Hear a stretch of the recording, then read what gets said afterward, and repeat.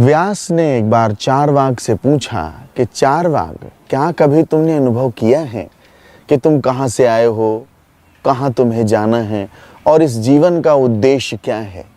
चारवाक का उत्तर था, मैं अपने चाचा जी के घर से आया हूँ और बाजार जा रहा हूँ। मेरा उद्देश्य है अच्छी ताजी सब्जी खरीदना।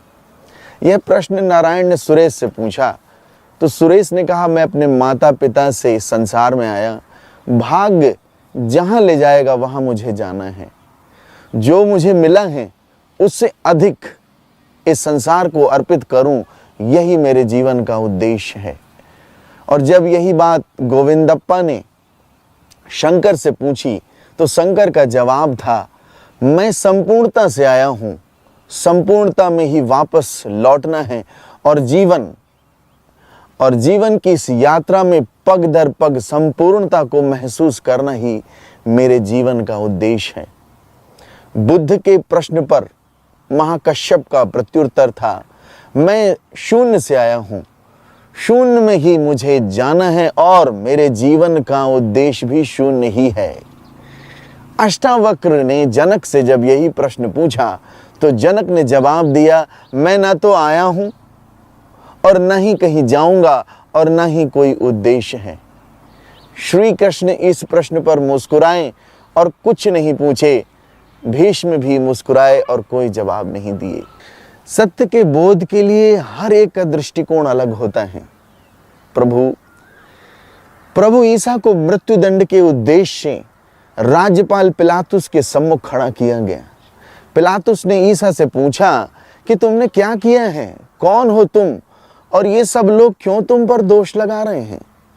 ईसा ने कहा, मेरा राज्य इस संसार का नहीं है और अगर इस संसार का होता तो मेरे लोग खड़े होते मेरे लिए। मैंने इस कारण जन्म लिया और इस कारण इस संसार में आया हूं कि सत्य की साक्षी दूं, सत्य की साक्षी दूं। प्रत्येक व्यक्ति जो सत्य का है मेरी वाणी सुनता है। और पिलातुस ने ईसा से फिर पूछा कि सच्चाई क्या है। बहुत सुंदर प्रश्न पिलातुस ने पूछा कि सच्चाई क्या है। राज्यपाल पिलातुस और ईसा के थोड़े से मिलन एवं संवाद से पिलातुस का हृदय रूपांतरित हो गया। वो पूरी ताकत लगाकर प्रयास करने लगा कि ईसा को मृत्युदंड न मिले, लेकिन जनता की जिद के आगे उसकी एक न चली। ईसा को क्रूस पर टांग दिया गया। क्रूस की श्रापित जगह उनके संस्पर्श से पवित्र वेदी बन गई। क्रूस की श्रापित मौत मुक्ति का चिन्ह बन गई और एक साधारण शुक्रवार का दिन शुभ शुक्रवार में परिणित हो गया। मृत्यु विजय में विलीन हो गई। क्रूस की पवित्र वेदी से ईसा ने प्रार्थना की कि हे परमपिता, इन सब को क्षमा कर दो। उनके लिए प्रार्थना की जिन्होंने उनको क्रूस पे टांग दिया और उनके लिए प्रार्थना करते हुए उन्होंने कहा, हे पिता, इन्हें क्षमा कर दे क्योंकि ये नहीं जानते ये क्या कर रहे हैं। अपने समस्त विराट स्वरूप में, परम दीनता, क्षमा भाव में और उस रूप में प्रकट होते हुए समस्त वैभव, शक्ति संपन्न, दिव्य सामर्थ्य से भरे होने पर भी उस सब चीज को अपने अधिकार में करने की उन्होंने वस्तु नहीं समझा, परंतु मनुष्य के रूप में प्रकट होकर अपने आप को विनम्र किया। यहां तक आज्ञाकारी रहे कि क्रूस की मृत्यु भी ले ली। ईसा ने कहा, मानव पुत्र, अपने जीवन काल में उन्होंने अपने शिष्यों से कहा, मानव पुत्र सन ऑफ मैन, मानव पुत्र सेवा कराने नहीं वरन सेवा करने और सब मनुष्यों के लिए उनकी मुक्ति के मूल्य में अपने प्राण देने आया है। अपने जीवन काल में अपने शिष्यों के साथ चलते हुए रहते हुए प्रभु ईसा ने एक सुंदर बात कही, अपने शत्रुओं से प्रेम करो और अपने सताने वालों के लिए प्रार्थना करो, जिससे तुम अपने पिता की जो स्वर्ग में है संतान बन सको, क्योंकि वह दुर्जन और सज्जन दोनों पर अपना सूर्य उदय करता है तथा धार्मिक और अधार्मिक दोनों पर वर्षा करता है। यदि तुम केवल उन्हीं से प्रेम करो जो तुमसे प्रेम करते हैं तो तुम्हें क्या फल मिलेगा।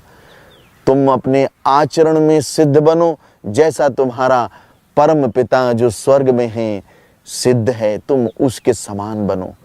प्रभु यीशु से पिलातुस ने पूछा, सत्य क्या है? प्रियो, सत्य वो है जो कभी बदलता नहीं है, और झूठ वो है जो रोज बदलता है। क्रूस की वेदी पर भी वो अपने सत्य पर अडिग थे। श्राप नहीं दिया, आशीर्वाद दिया।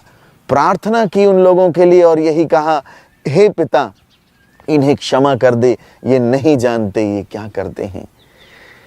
हमको कोई एक थप्पड़ मार दे, हमें बड़ा क्रोध आएगा, हमें तो लगता है हम इसकी जान ले लें।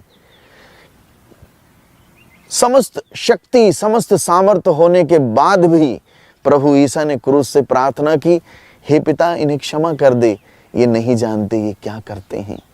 प्रियो, उस क्षण में प्रार्थना करना बहुत कठिन था, लेकिन प्रभु ईसा ने उनके लिए प्रार्थना की। और यही दिव्य स्वरूप है परमात्मा का, यही सच्चा स्वरूप है।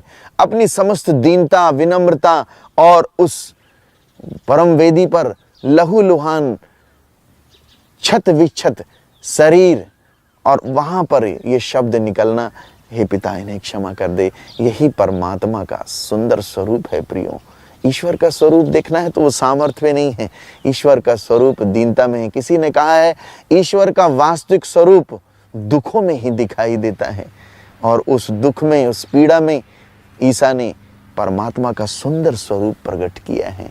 आइए प्रियो, हम भी उस क्षमा का स्वरूप धारण करें, हम भी उस शब्द को अपने जीवन में उतारें कि हे पिता, इन्हें क्षमा कर दे, ये नहीं जानते ये क्या करते हैं। जब हमारे साथ ऐसी घटना घटती है, जब हमारे साथ ऐसी परिस्थिति आती है, हम कैसा बर्ताव करते हैं। प्रियो, जब हम क्षमा करते हैं, हमें परम आनंद की अनुभूति होती है, क्योंकि जहाँ क्षमा है वहाँ परमात्मा विराजमान है, वहाँ ईश्वर विराजमान है। आइए हम उनका वो सुंदर दीन स्वरूप धारण करें और अपने परम पिता की सिद्धता को धारण करते हुए अपने परम पिता के सदृश बनते चले जाएं। इस प्रकृति में शामिल होते हुए सच में सिद्धता को प्राप्त होंगे। तथास्तु।